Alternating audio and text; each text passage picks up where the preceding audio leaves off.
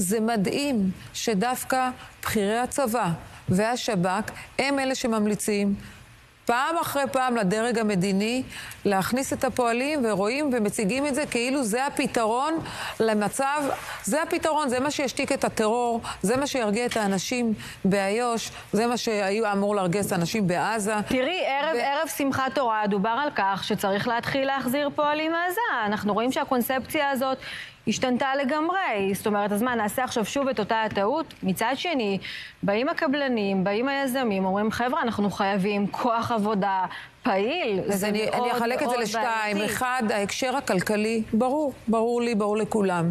ואין ספק שהמדינה צריכה לתת לזה פתרון. יחד עם זאת, ייקח הזמן שזה ייקח, צריך להזדרז, צריך למהר, צריך זה, אבל אסור לדבר על החזרת פועלים לשטח מדינת ישראל. ראינו מה קרה אתמול ברעננה, אנחנו רואים את זה פעם אחרי פעם, שישארו בתוך עצמם, שישארו בתוך סגר, שיאכלו אחד את השני, שיתבשלו שם, שיעשו את מה שהם צריכים, לא להכניס... זה לא משנה. כן, לא משנה, כן. לא משנה. באותה מידה, כן. זה אותם אנשים, זה אותם אוכלוסיות, זה הכוונות קיימות. כן, יש קריטריונים מעל גיל 45, ויש איזושהי טענה שבגיל הזה...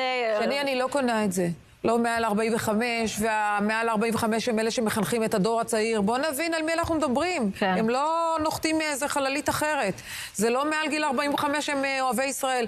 יש להם כוונות, יש להם רצון, ובשנייה שהכוונות נפגשות עם יכולת, יוצא טרור.